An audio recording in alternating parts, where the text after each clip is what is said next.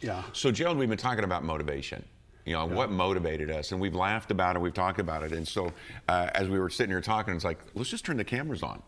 Let's just turn the cameras on, and let's just talk to people, because you brought up an interesting observation. It's like I've been in the pulpit, and I've been talking about, it's like, man, there's a disconnect between the four things that you talk about: business, purpose, success, and faith.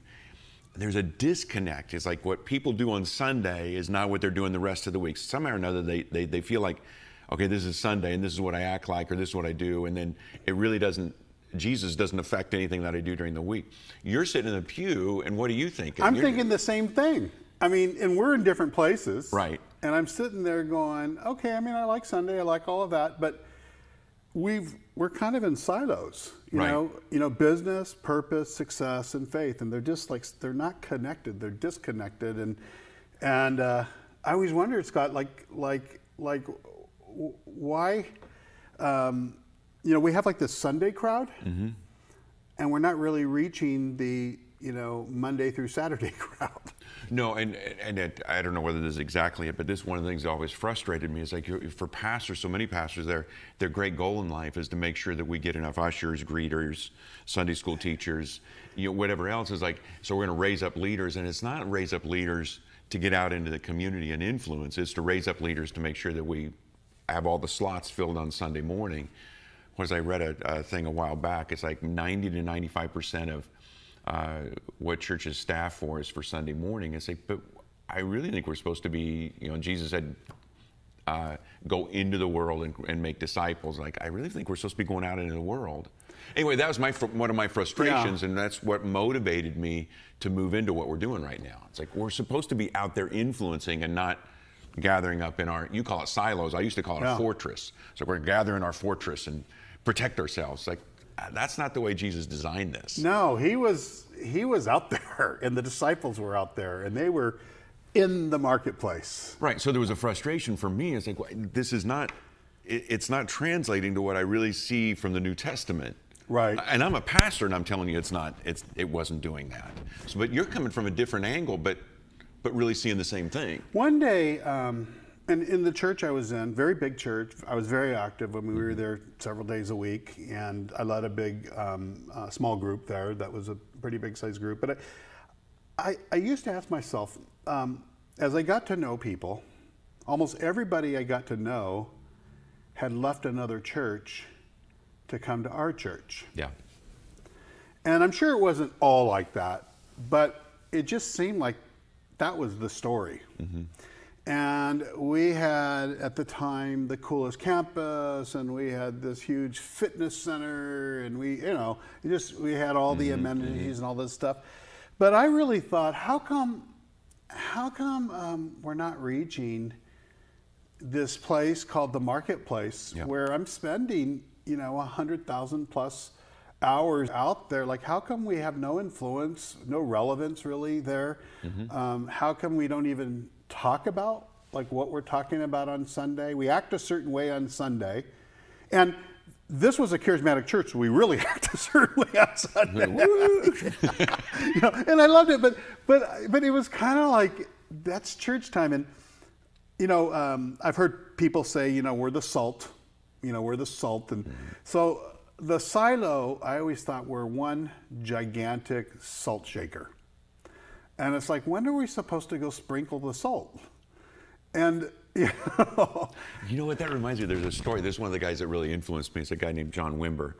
He passed away a few years ago, but he worked with the Righteous Brothers. This goes way back. So he was, I guess, a keyboardist with the Righteous Brothers, and he got saved. He came to Christ.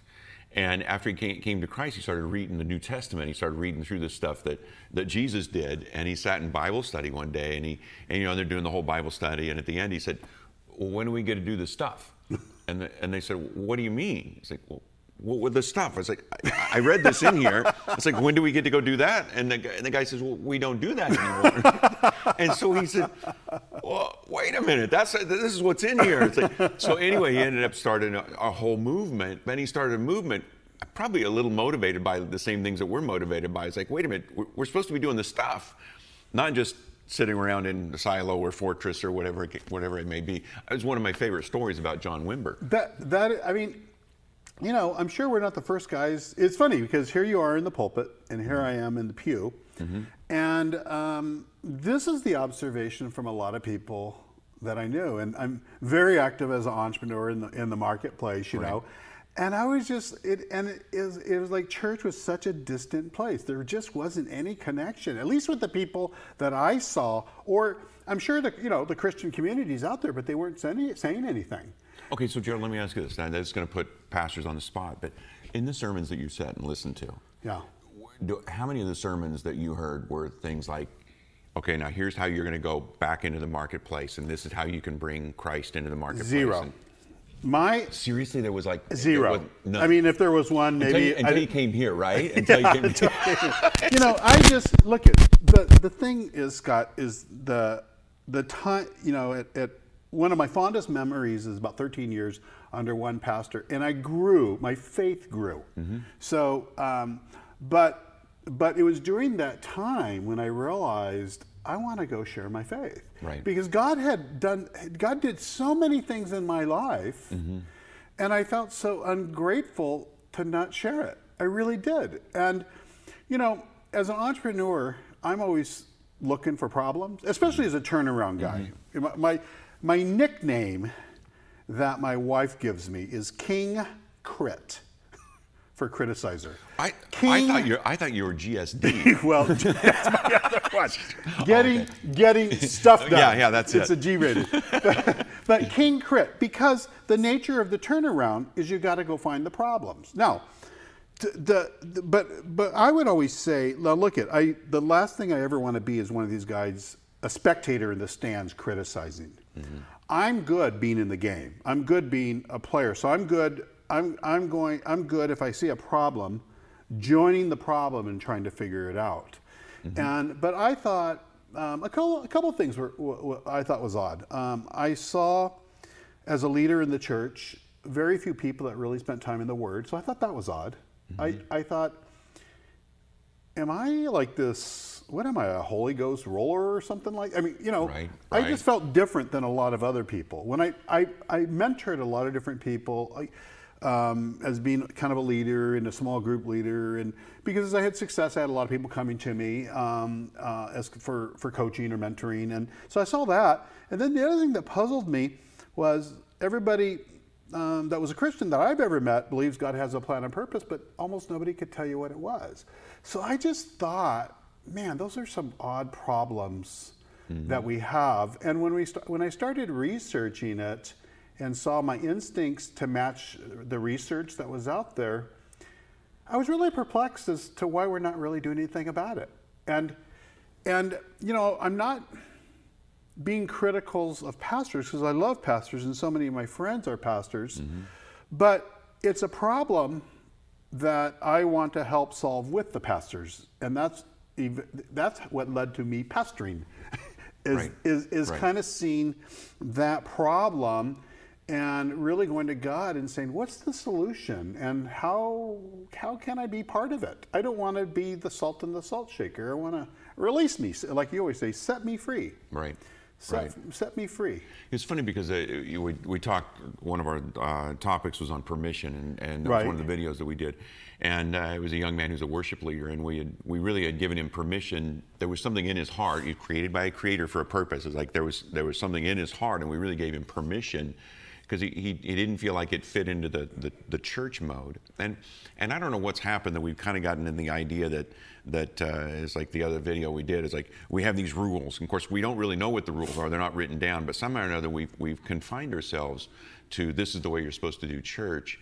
And we don't realize that according to the New Testament, there really wasn't a set way to do church. No. And so there was all kinds of variety of ways that they reached out. Okay. And it didn't look anything like, nothing's wrong with the way we do church today, but in the New Testament church, it really didn't, very little of what we are doing today existed back then. Right, and we're not when we do this, like I'm not criticizing the church. I'm just looking at it as like, what is it that we need to do? Because that for me, and We have the greatest message in the world. There is no other message better than the message of Jesus Christ and what he did on the cross for the forgiveness of our sins. And it sets people free. And so somehow or another, we're not setting people free. Right. We're not getting the message out. And people are looking at the church and they're looking at Jesus and it's like, well, in fact, there was a book a few years ago. It's like, well, they like Jesus, but they don't like the church. And the reason for it is that I think we've kind of maybe put up these rules that this is the way we have to do it.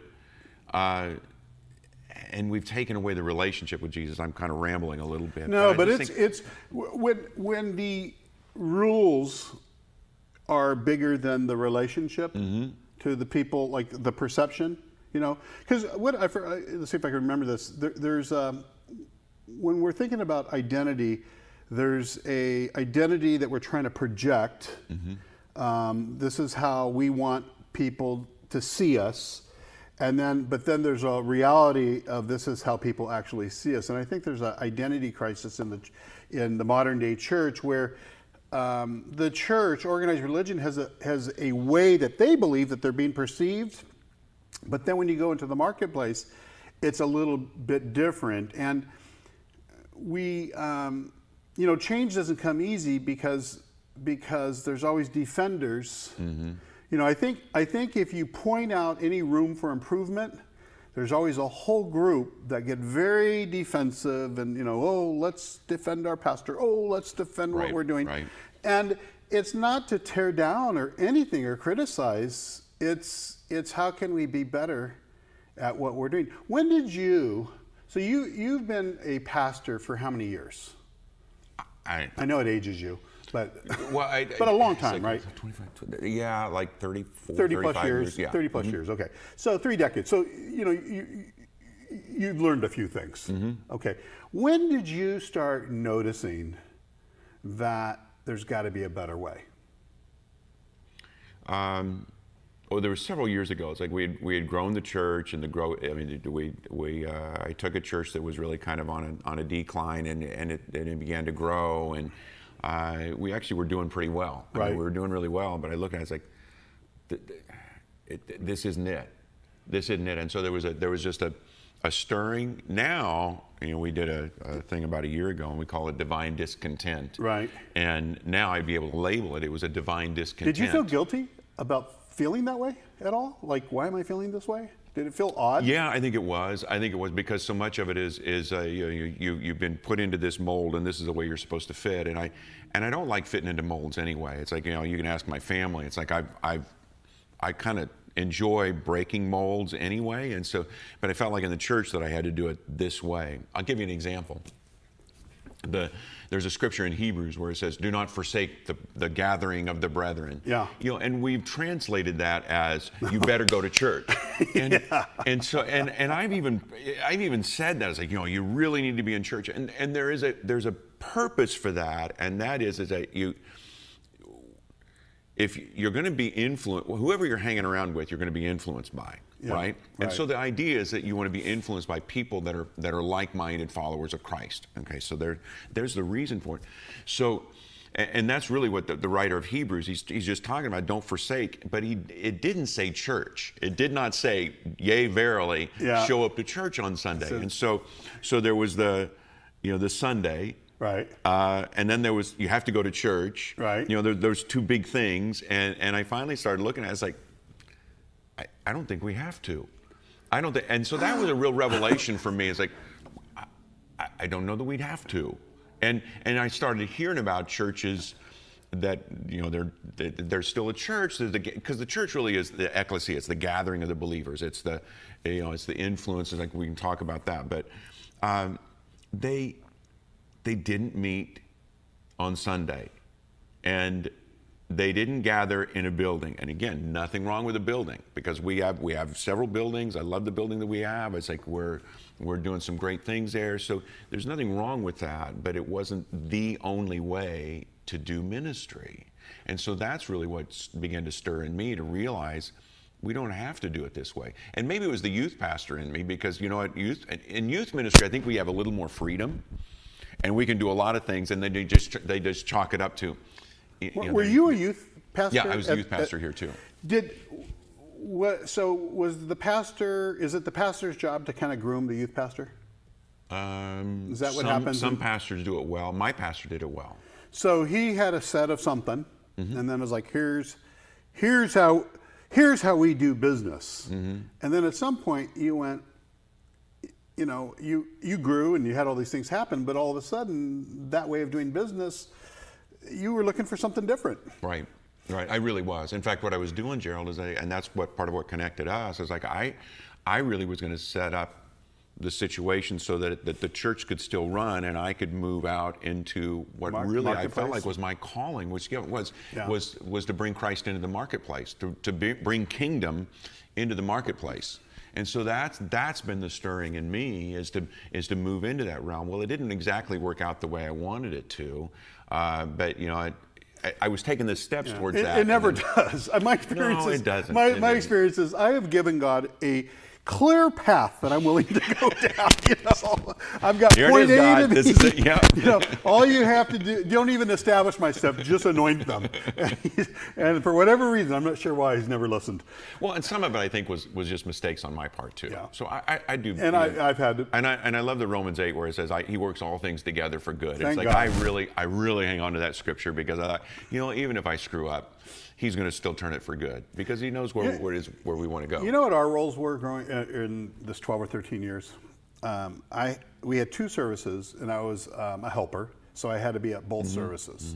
I mean, to not be at either one of those, I mean, my ticket would have got pulled in heaven, almost. Right.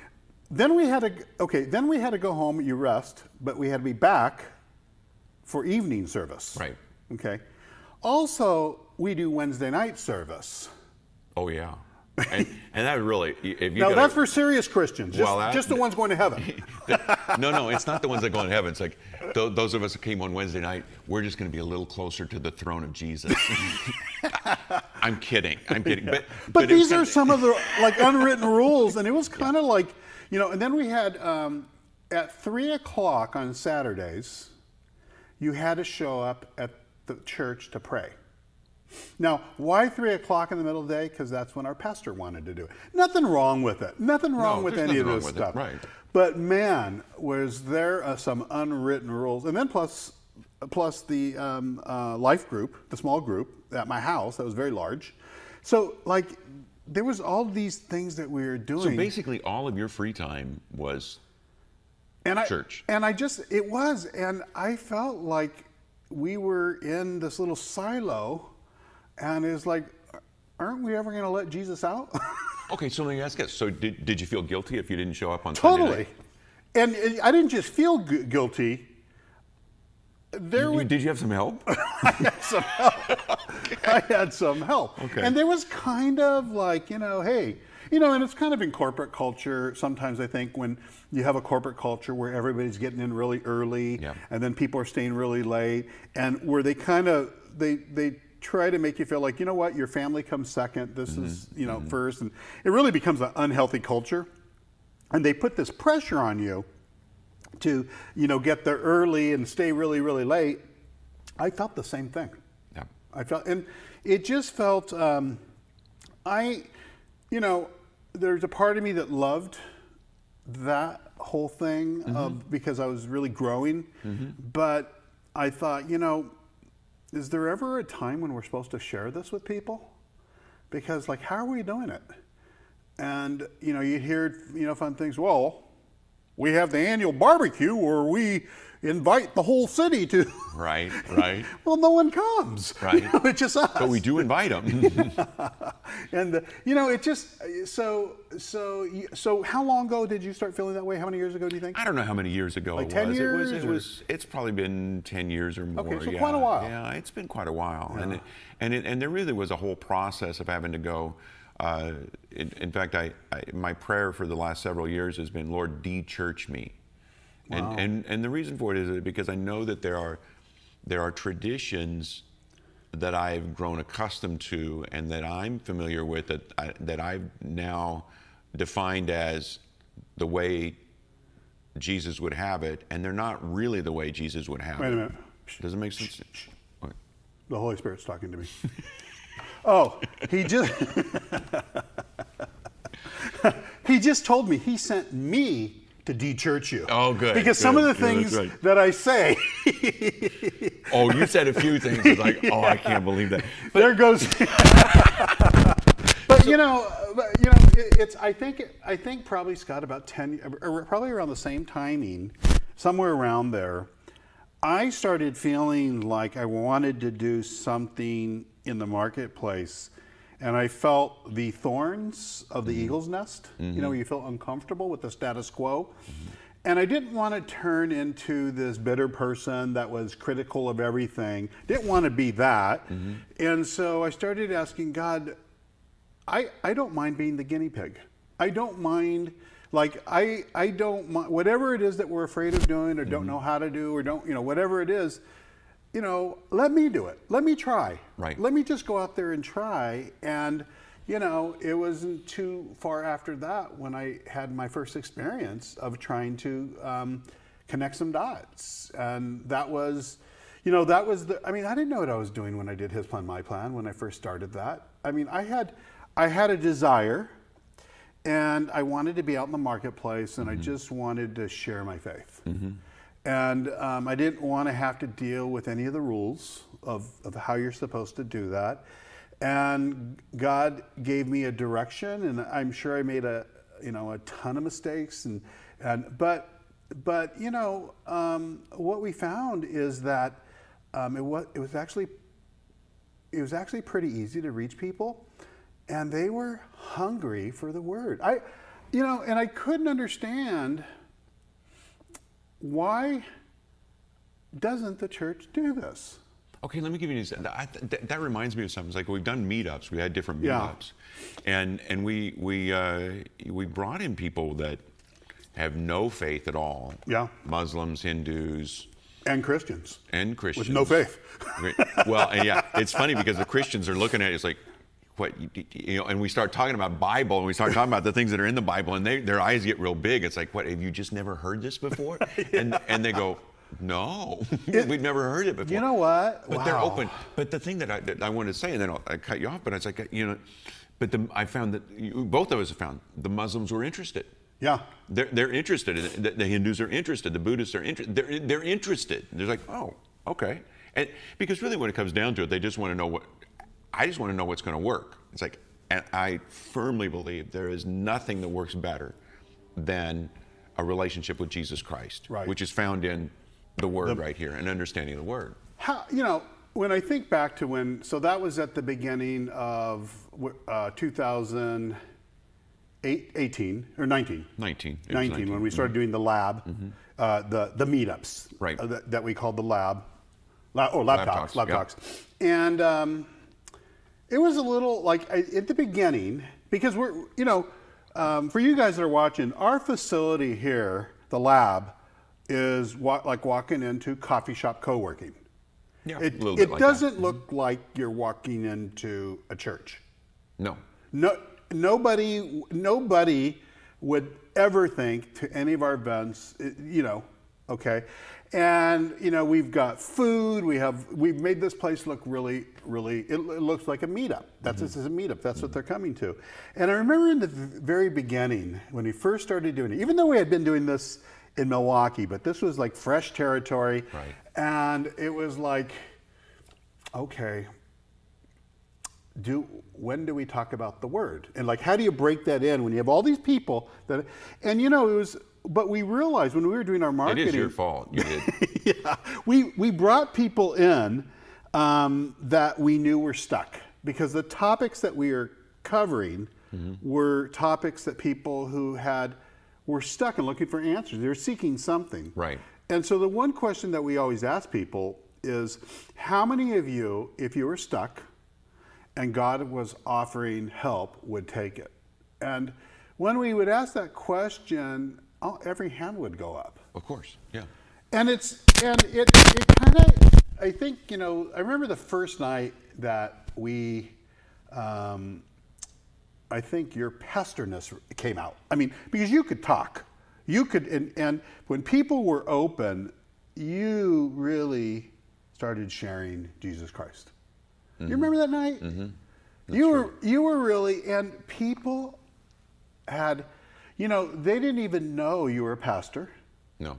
They just, Scott, they were going in their head, because you know how I know? Because I met with a lot of them. I did a lot of one-on-ones. And what I got from everybody is, we've never heard this good news. Now that seems dumb, but it's really true. Right. It's really, really true. And, how did you go from, what was the path, what was the journey of going from having these ideas in your head to doing what we're doing? What was your why behind what we're doing today? What did that path look like? Because it wasn't easy. I know it wasn't. No, and that's a long story. It's like there's a lot of things that went through that, and a lot of experiences that went through that. But it did start. If you were to say stages, what would the stages be? Well, the first stage began with just the prayer, and it goes back to the divine discontent, and then it would be... Define that, divine discontent. You know what, in fact, I was talking to a guy the other day, and he's explaining some things to me, and I realized afterwards, so I sent him a note, and I said, you know what you're feeling is this divine discontent. It's like everything on the outside should be okay. And maybe it wasn't okay, but it's like, okay, at least it's going. And at least it's working. And yet there's still something inside of you that says, nah, this is not what it... I'm not doing what I'm called to do, or I'm not doing what I'm supposed to do, or whatever it is. Now, for us, we went through a series of crisis situations with the church, and it really added to that uncomfortableness, that divine discontent, and so we were really looking for. Well, we had closed the school and the preschool, and the school had been here for 60-some years, and so it really was having to change the DNA of the church, and I got up on one Sunday morning, and I had just said, we're going to raise up kingdom-minded business people. We're going to raise up entrepreneurs for the kingdom. I just thought we're just going to do it, and people afterwards like, well, how are we going to do it? And I said, I don't know. I just know that there was something in my heart that this is what we're called to do, and it's not presumption. So I don't want anybody to think it's like, well, I just feel like it. It's like this is over the course of prayer and just spending time in the Word and just realizing it so gripped me that there's no way I could leave that, and I would be disobedient to God had I let that go, and I could have let it go. I mean, because we would have. But you would have been obedient to your congregation. True. And when you say that, that's true, because people tend to want to be comfortable. Right. I mean, no matter what, congregation, just church people, non-church people want to stay in kind of their comfort zone, and so they really. There are a few of us that just thrive on change. I mean, I used to tell my staff, it's like the best way to get me to do something is to go in and say, Pastor, we've never done this before. And it's like, and I'm all in because I just like to try new things. But that's not that way for a lot of people. Yeah. They want that comfort, they want that safety, and especially in a age where change happens so rapidly and continues to happen even more rapidly. So. Anyway. So you declared it. I did. I That's really a declaration. I made the declaration, and we just started moving towards it. We just started moving towards it. We tried to partner with some people that didn't work out. Right. But each partnership, again, Romans 8, everything works all things together for good. Each partnership or each connection, maybe they weren't necessarily partnerships. They taught us something. We taught us some things about things that we needed to know. There was some issues that we got into as far as the real estate, because the church had a lot of real estate. There was some things that's like, I didn't know anything about real estate. And so my wife and I, we fast tracked to learn a lot of things about real estate. Mm-hmm. And we looked at it and said, well, why, Lord, are you going through that? Now we can see in retro, it's like, oh, I understand now why God was doing what he was doing.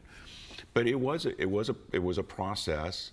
And then we just, one day we just said, okay, we're going to go for it. We're just going to go for it. What year was that? Well, we actually came up with the title, the lab. We came up with that in 2015. So that was 5 years ago that we came up with that. And then it was another, I want to say, year after that we decided we were going to just transform, which was the preschool, into some kind of, we didn't know whether it was co-working space or what. It's like, Accelerator or whatever. We were going to do something really cool in here, and we actually ran a few services. It was services. Sorry, see now I'm still churchy.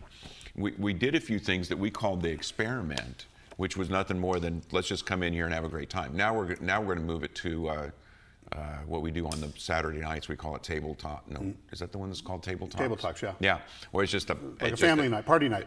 Basically a family reunion kind of night. Yeah. So we did a few of those. I want to say 2017 in here, but it was all part of the process, just as we were moving forward. So anyway, it took a while. I mean, it's still a work in progress. It really is, but we're closer to than what we were before. Yeah. Well, and I think, it's interesting how when you have this idea, and then, for me, I had this desire to want to reach the marketplace, and I didn't know how. And I made a course, His Plan, My Plan. And long before it was a book, I made a curriculum.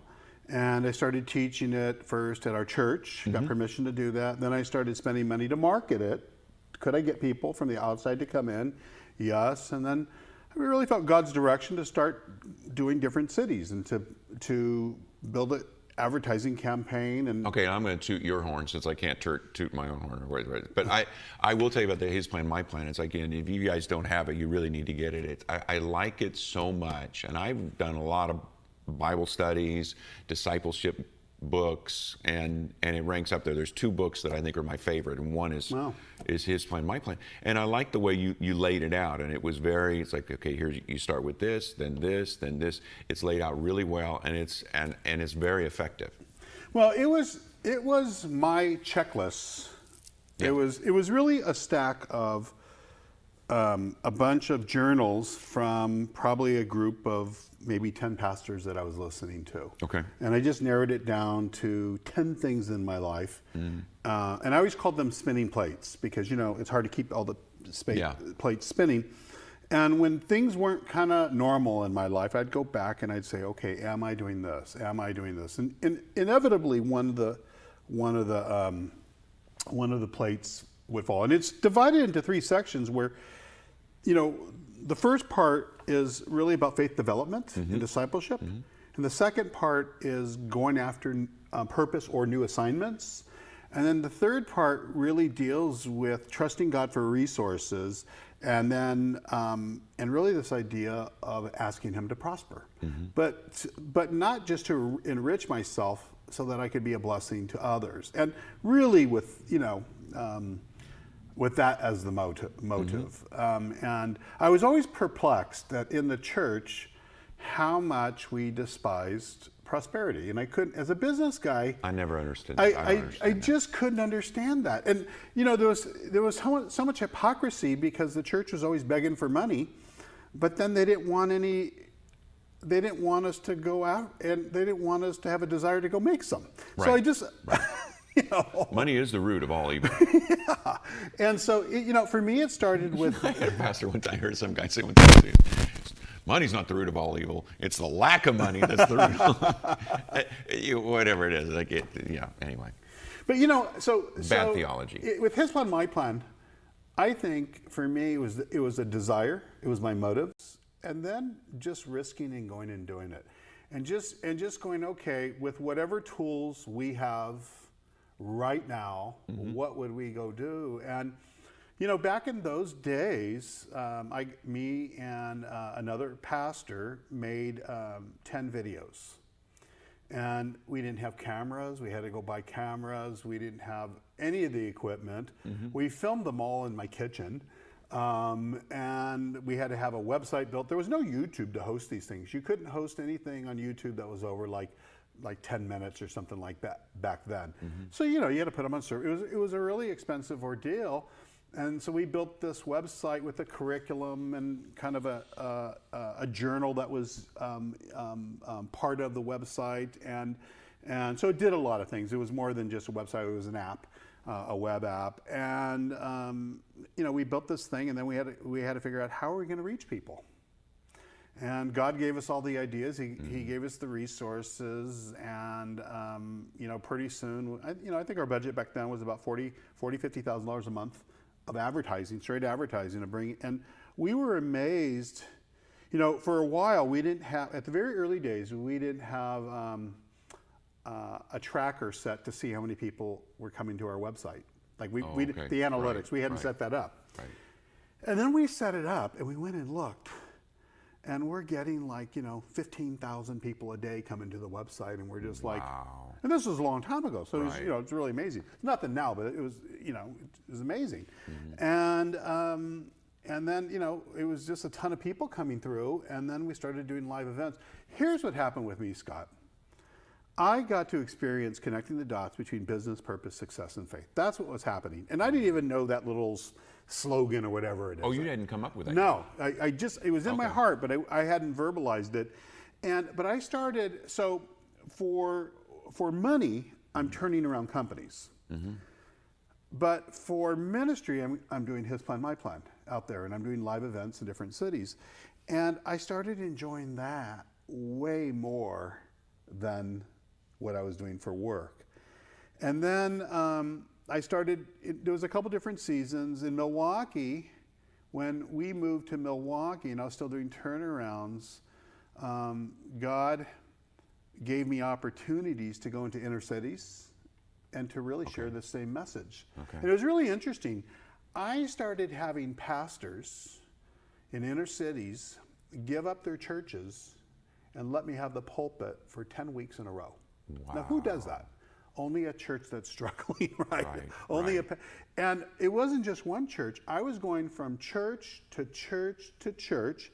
And so I was at it. No, people didn't want to wait the 10 weeks to get in line. So then I started doing Wednesdays. And then I started doing Saturdays. And even a homeless shelter asked, will you come and do one of these at our homeless shelter? Is that right? And Scott, I didn't want to at first, but I got, it was like I had God going. But even I built such amazing relationships in that homeless shelter, and there was just a small amount of people in that homeless shelter, but there was some people. There's one particular guy that got activated into his purpose. Today he's a network engineer, and he was a homeless guy, and he used to come help me set up the coffee. Cool.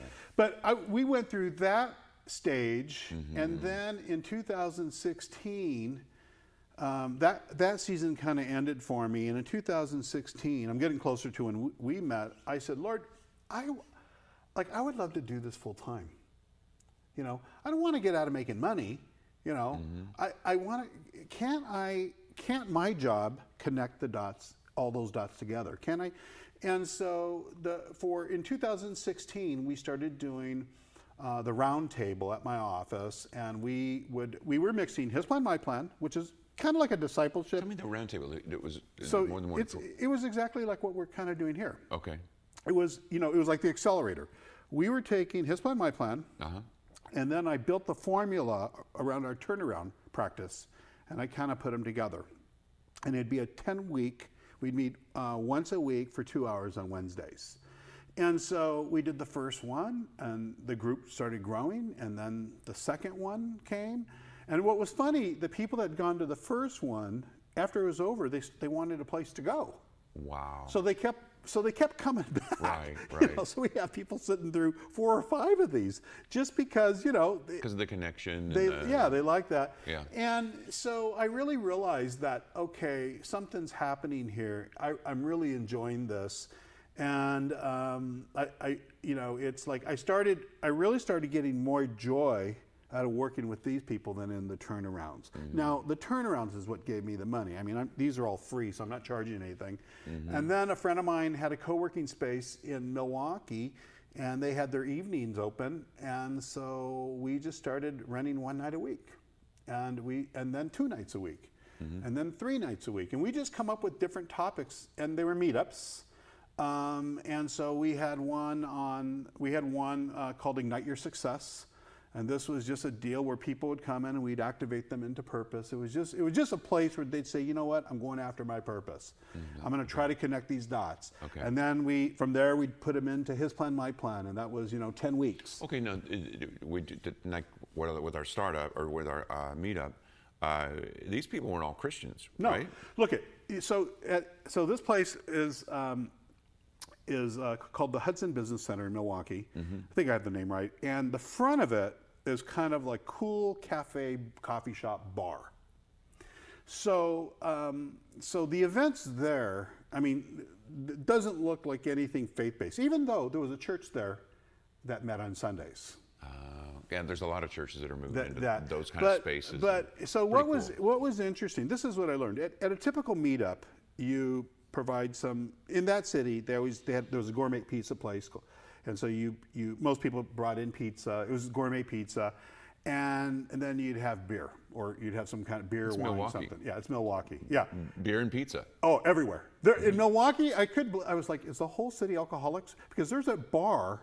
You know the old time bars like that were on every corner? Yeah. Well, they're still there, and they're not like what you'd think of, like bar. Yeah. The neighborhood goes there at night. So is it kind of like the old Cheers? It is. Okay. It is exactly like We're that. showing our age, but yeah, it's that kind of thing. It's not like that in Kansas City, but in Milwaukee, it's really like that. Okay. It's fascinating. So at our events, we had to decide, what are we going to do? Are we going to pay for, like, if they want to pop? So I told the board, just anybody coming into our events, whatever they want. So what was really funny in the very early days, I mean, people are, they're at a bar, they're ordering whatever they want, and so when people are coming into our event, the last thing they ever thought we would talk about was God. And I even had some people that were even watching. We had people getting saved, but I had people that were like, how could you do this with a bar right there? Yep. These rules. But so we were experiencing that, and around the same time, you and I ended up at the same conference. Yeah. With these very parallel paths. And when we hooked up and met, you were my life, I have a lot of pastor friends, but I had never met somebody ever with divine discontent that was willing to talk about it and that wanted to do something different. And I remember telling you about the stuff we were doing, ready for you to like go, oh, well, you had beer? Well, okay. Well, it was nice knowing you. Right. And I didn't get that. And I remember the first time I flew out here, you took us out to eat at some nice place, and you had a couple board members or something like that, and they wanted to know what we were doing, and I was like, gosh, should I tell them? Like, we're really everything? Yeah. And then, because where we came from, I know some of you are like, well, we don't have this hang up in our church. And it's true. But in a lot of churches, like at the church I grew up in Scott, if you drank, or at least admitted that you did, you couldn't be in leadership. Oh, no. You couldn't even be an elder, which was, to me, was a big joke. You were off to the parking lot. Yeah. And the deal is like, it's like, well, if you drink alcohol, you can't be on the elder board or the deacon board. And inside I'm going, I know they do. I know. Well, why do we have this dumb rule? So I had a bunch of leaders that were on the board with me. Yeah. And, we're travelers. And we'd see each other at the airport with a beer. And we were like... Yeah. But I got to a point where I said, look, if what I'm doing is good enough for God, I don't care if it's not good enough for you. Which hence the name Cana. Yeah. Cana. I mean, it was the miracle, but the first time I really studied that story, and when I really started reading the Bible for myself, probably 10 years prior, I was like, where are people coming up with these rules? Like the thing for the gathering. So I'd say, so is the Sunday gathering more sacred than the Saturday gathering? Because everybody meets on Sunday till they have a second or third service they can't do anymore. Then they do the Saturday, and then they do the Friday. Right. Like, at what point, there's this kind of like this hypocrisy that's there. And I think the permission, the rules, and that kind of thing, I think when you connect the dots between business, purpose, success, and faith, there's just, my only rules are right here. Right. And that's why it was very refreshing to go, okay, let's just look at what the New Testament church looked like. And then let's try to go do that in today's time. Embracing technology, embracing, a lot of other things. And then, try to solve some problems. So what are some of the problems you're trying to solve? Okay, for me, I'm just thinking. And it could be macro, like big picture, or micro level, just like right in here in this community. So for me, I'm looking at it as like the best business book is the Bible. We talked about that, right?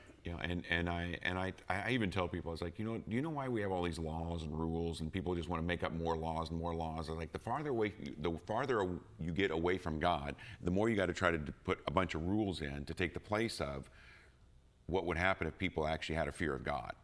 Yeah. And so, and it's like, we don't want to talk about the fear of God. It's like, well, there is something to that. And the thing that I look at is that do unto others as you would have them do unto you, which is the golden rule. Okay. I know historically when revivals hit, when people just, massive amounts of people come to Christ in cities, and cities are transformed. And people that, you've got all these rules and laws that you have to abide by. People begin to do it naturally, because now what they're doing is they've had Christ come into their lives. Holy Spirit is in their lives. And what they would not have done, they now naturally do. And it comes out of a love for Him, and then just a love for people. Okay, so long story to say, I really see a culture that is immersed in a relationship with Christ will drastically look different than like what our culture does right now. I mean, all the people, the accusations, the lies, the back and forth, and all that kind of stuff. It's like, if there was an influence of Christ, it would change. It would change the way Hollywood does things. It would change the way the political system does. So then we got into the seven mountains. Like, okay, so let's raise people up to go back into those areas that we've abandoned. So let's bring in marketplace people, because they're there in the marketplace. Teach them. I mean, it sounds like church. Yeah. That's what it sounds like. I think it's what church is supposed to do. It's what the movement, ecclesia, the movement. How about, for me, I always thought it was odd that this purpose thing. I thought it was odd. Okay, if God has a plan and purpose, and we talked about purpose as a big thing for your life, it can't be okay that people don't know that they're supposed to know what their purpose is and do it. That's a good point. And because pastors aren't the only ones that are called.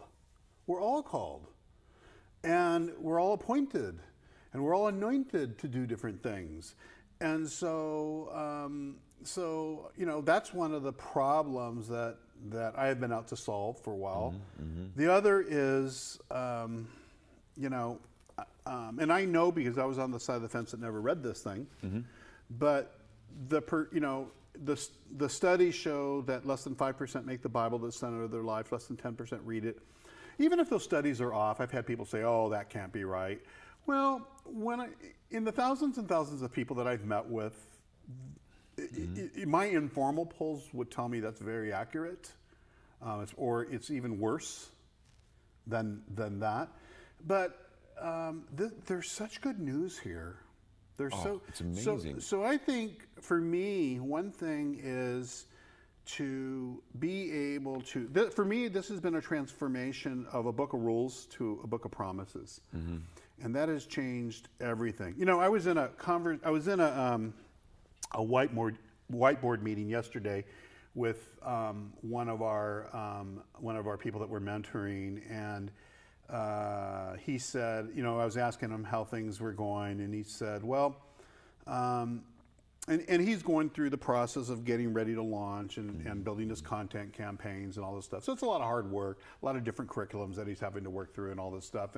And so it's a struggle. It's a struggle to learn and do all these new things, change your thinking, all that. And he says, well, I've really spent a battle looking backwards. And I says, well, what do you mean? He says, I'm really spending a lot of time thinking about the memories of the past. And he says it's kind of it's tripped me up in a lot of days. I'm just thinking about the past, not really in the future. He says, you know, I don't have memories of the future. And I thought, oh, well, that's where you're wrong. I won't say his name, but you know, if you're watching, you'll remember this.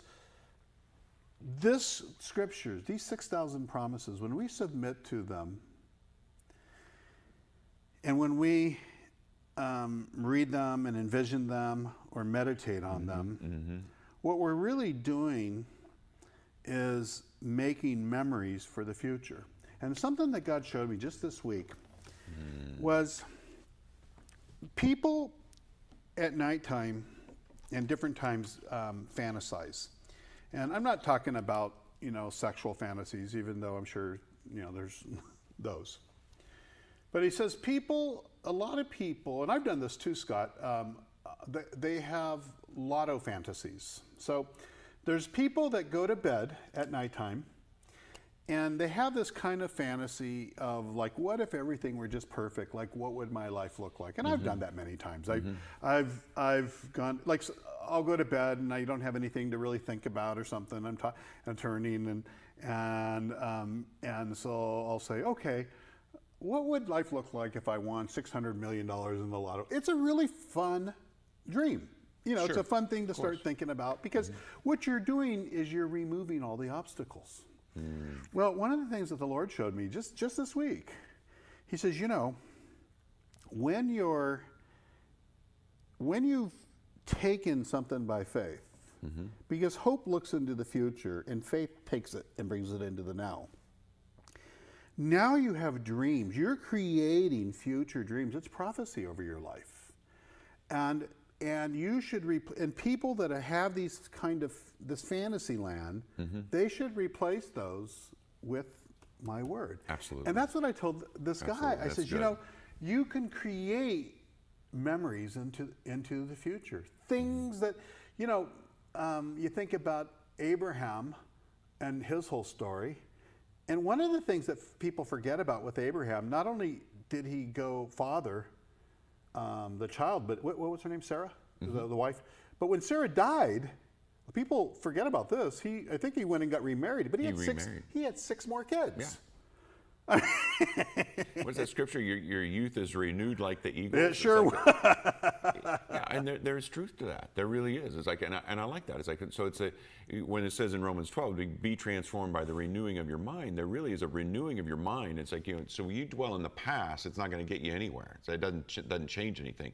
What you got to do is begin to dwell on what would it look like? Where am I going? And I mean, this in here, though, I mean, this whole thing in here was envisioned before it ever came to be.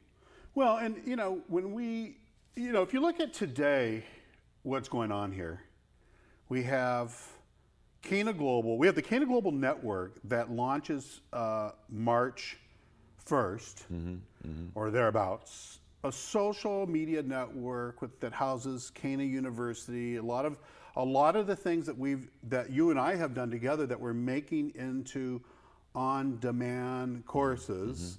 And, you know, Leslie told me that a month or so ago. She goes, you know, you and Scott spend all this time studying, putting something together. You create an hour, sometimes an hour and a half deal. You should make these on-demand courses. And, you know, for those of you that don't know, my wife's in charge of professional development for the Americas for one of the world's largest companies. And so this is her area, and she's going, you know, you guys, what you guys are talking about, really practical stuff would outdo half of the stuff that we do.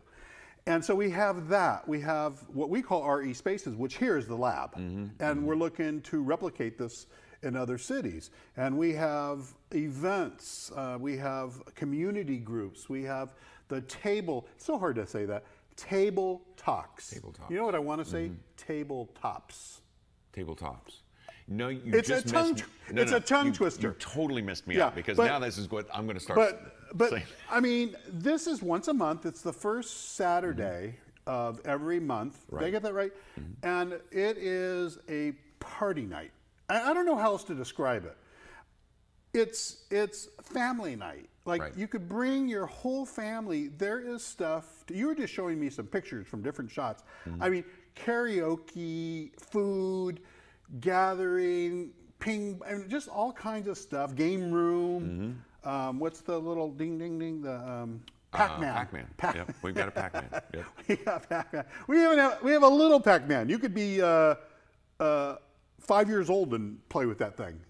And you probably would do better than You I would probably It's do like, better. I'm so bad. You know, but- we have different community groups. Yep. That's our version of church. There's so many different things, and now our new version of Lab Talks is we're actually going out and we're interviewing kingdom-minded entrepreneurs and getting them to tell their stories.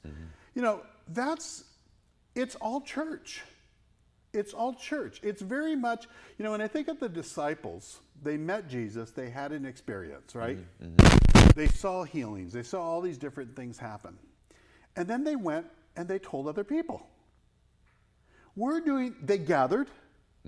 They gathered, they broke bread, they enjoyed, they were a community, and they went and shared it. It's really no different. When I think about, you know, we really do have good news to spread. And Right. but we can't make good news bad news with a bunch of rules. Right. You know, when you get the word inside you, you don't want to do the bad stuff. You really have no desire for that. And what, you know, this kingdom of God is meant for the marketplace. Absolutely. I borrowed something from you. I put it in a video. I put it someplace, or maybe I put it in an email. But you said, I don't know if you remember, that it was X percentage. You had the numbers of Jesus' parables were in the marketplace. I don't know if you remember the numbers. And then X percent. But it was like the majority of the parables in the Bible. It's on the Crossroad website. Yeah. And then it was the X number of sermons were in the marketplace. And then you go on to say we're going to spend 100,000 of our 100,000 hours of our life in the marketplace.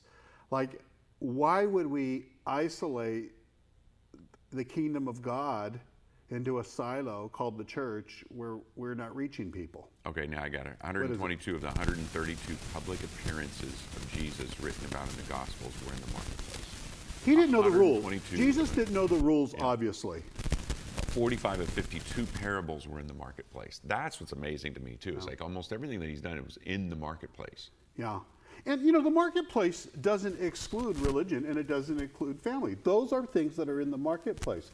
But in the Seven Mountains, I did a video the other day, and I couldn't remember you know, you're the one that can never remember the Seven Mountains. Seven mountains? Yeah, well, I'm doing the video. You notice I didn't say all seven of them. Yeah, and I couldn't remember. I couldn't remember the seventh one. So in the video editing, I put it there and I put duh. Oh, I saw that one. That was pretty good. Yeah. Yeah. But you know, what are the Seven Mountains? Let's see. So it's And you're going to try to do it again. It's religion or faith. Yeah. Family, government, education, arts and entertainment, media, and business. Yep. So Nice this job. gospel, thank you.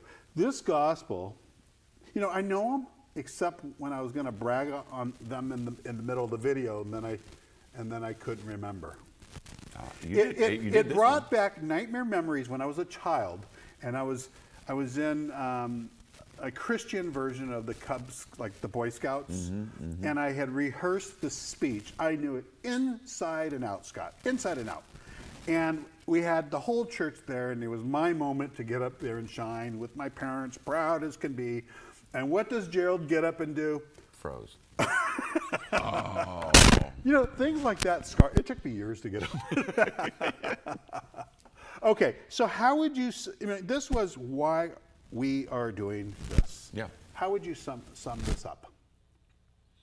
I would sum it up by, when we were talking about purpose, it's like, we know what our purpose is. We know how it all plays out, we don't know. But you and I both have got a real clear purpose of what we want to do as far as raising up kingdom-minded, like whatever, entrepreneurs, just people in the marketplace. People in the marketplace, People in the marketplace. I mean, we really are both motivated by that. We're motivated by a relationship with Jesus Christ, and we want other people to know him. I mean, it's souls and discipleship. We talk about that all the time. It's like that really is, all these other things happen, but it's like it comes down to those things. What I would say is that the things that we're experiencing, the things that we've experienced, God has not just called us. There's people all over the nation and probably over the world that we're now hearing about that are doing this. And so what I would say is that there's a bunch of people out there that are watching, that are feeling and have been feeling these very same things. And it's time to go take the marketplace. Right. And you can do this in any city that you're in. Oh, yeah. And we just had to have the motive, and the motive gave us the motivation just to take the steps. And it's been a learning experience. I think, you know, there's been some painful moments, but most of it has been, I feel like an explorer. Right. You know, that's what I really feel like. And you know, I think there's been a few times in the journey when I've thought, did I get on the wrong path here or something like that? But I just, you know, I keep hearing the Lord's voice say, just trust me and just keep walking. You have no idea what's around the corner. And I've really enjoyed the contentment of sometimes the uncomfortable, and then sometimes just the going on a path where you're not really sure where it's going to go, and trusting God to not only establish our plans, but establish our steps, and just really trusting him to do that. I've kind of figured, Scott, that he didn't approve my instant path from A to B that I laid out to him. You know, just bless this, get rid of all, you know, part the sea, and, you know, we'll be at it. And he had some other things in mind, but it has, that's why we're doing what we're doing here, and it's a lot of fun. There was a Joanna Gaines, you know, Chip and Joanna. So there was I can't remember which book it was, but I read one of their books, and she had talked about that. She felt like the Lord had told her, it's like, if you trust me with your dreams, I'll make them even bigger than you realize, or something to that effect. It's like, you trust me with your dreams, and I'll make them even bigger than you realize. And it was early at a point where she'd given up something she thought was a dream, and what she did was she gave that part up only to get it back and then some. So it's really cool. So you know, God has a reputation for that. Yeah. You know, a lot of people will say that, and then we're always surprised when he does it with us. You know, I mean, because there's all these people out there saying that. Right. Because God has done that, but somehow we think, well, no, we're on the right one. So, all right, guys, I hope you enjoyed today's discussion, and we are in it to win it. We're motivated. We're motivated. All right, man. Take care. See ya.